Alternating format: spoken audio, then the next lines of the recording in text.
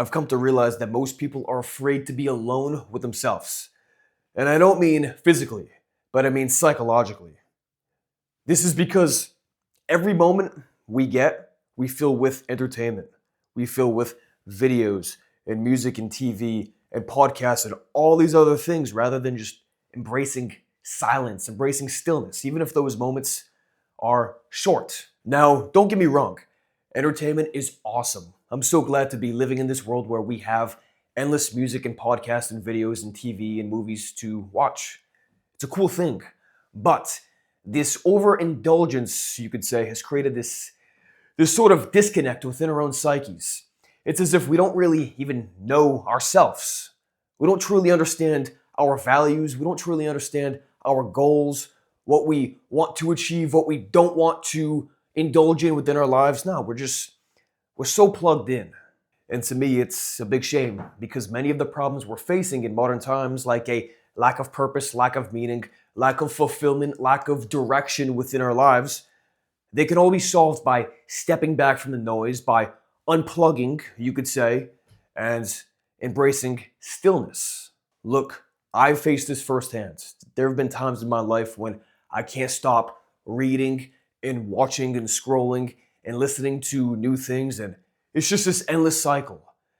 And the intuition, the voice in my head, it's like, hey, like you gotta take a step back. You're consuming too much content. You really gotta slow down. That voice in my head would be loud, but I would just keep scrolling, keep reading, keep watching, keep listening. And ultimately, this led to a series of burnout, some mental health issues, and various other challenges within my life that wouldn't have been there if I had just taken a step back. All of humanity's problems stem from a man's inability to sit quietly in a room alone. It's so true. For anybody who can just step back from the noise, sit down, close their eyes, and focus on the breath for even 5 to 10 minutes every single day, they can seriously solve their problems so quickly. And what people who can do this will realize is that many of the problems that they're facing, many of their anxieties and insecurities that they're worried about, really aren't that big of a problem at all. And there's a solution to exactly whatever it is they're facing. To me, finding a quiet place to just embrace silence, close your eyes, and focus on the breath is like peeling back the layers of your psyche. You're beginning to dig a little bit deeper, you could say. And in doing so, you realize that many of those thoughts and worries and insecurities, as I said, they all have solutions. And oftentimes that solution is just not worrying about them at all, letting reality take care of itself. I know that sounds woo-woo, but it truly is the case. What I've come to realize is that living in this world of always trying to be productive, always trying to get more things done, always trying to be problem solvers, this really isn't always beneficial for us. Sometimes the best thing you can do is just step back and let reality unfold around you. But as I mentioned, most people never take the time for this. Any moment of silence, every opportunity they have to just be still is filled with constant noise, constant content and information, and this stimulation internally that makes them really struggle in terms of overthinking and not being able to make proper decisions within their everyday life. Now, for these last 4 or 5 years, I've really wondered, why is this the case? Why are people so afraid to embrace silence? Why are people always so overly stimulated? Why do we feel this urge to just always be consuming more and more and more?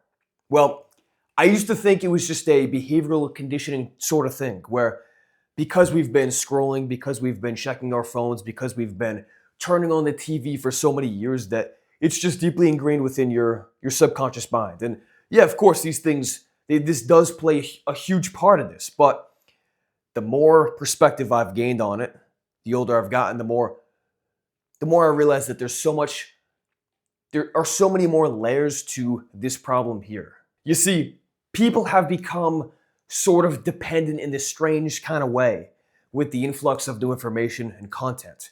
I think this mainly happens because you can go from one post to the next, to the next, to the next, and continuously go on and on and on, consuming way more than what you even need to. You can go through thousands of short form videos in less than 30 minutes. Just watch for 2 seconds, scroll. watch for 2 seconds, scroll, watch for 2 seconds, scroll again. And it really never ends because our brains are information-seeking machines. We're always looking for novel things within our environment. That's just how we evolved. And now the most novelty-providing machine is our phones. It's the internet. So we go on there and we look for more information. We look for a cool video here, a cool video there. And we literally can't stop ourselves. Along with this, we're living in times where we're more physically isolated and lonely than ever before. So when you go on social media and you see content from people, specifically the same 20 to 50 people every single day, you develop this parasocial relationship. Maybe you even have that with me. Maybe you've been watching my videos for a while. And it's a very strange thing because we seem to have a lack of real meaningful relationships in our lives these days. But we go to the internet to make these more, like, we go to the internet to cast a wider net. And we feel like we have more friends. We feel like we have more connections, more relationships, but ultimately they're, like I said, parasocial relationships. They're really not reciprocal at all. You know, deep down, we need communication. We need social bonds, but when you're not getting it in person, then it makes sense to go online and try to find them in other places. After all, we are social creatures. We need people. And in past times, we thrived when we were in tribes of a few dozen to a few hundred people.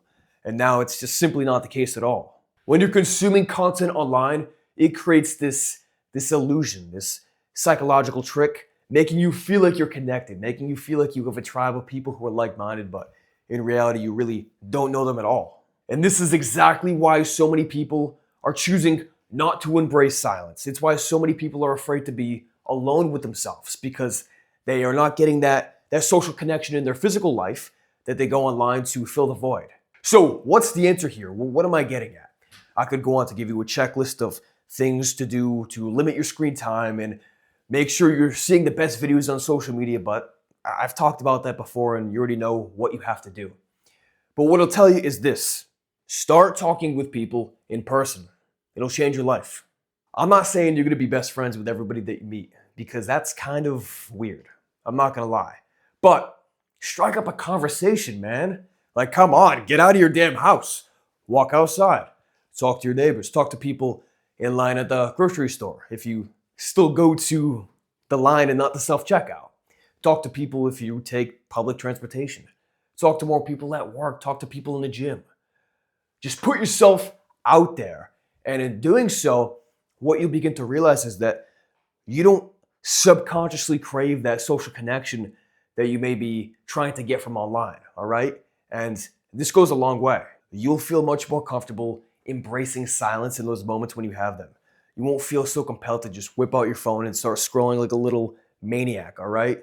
Nah, just talk to people, put yourself out there, become curious with other people, all right? Ask the right questions and build up your social skills. Fill that void that may be missing within your life. And from there, you'll begin seeking out less but more impactful content, whether that be online, with documentaries, or in books, all right? So those are my thoughts. I hope you enjoyed this. Thank you very much for watching, and I'll speak to you soon.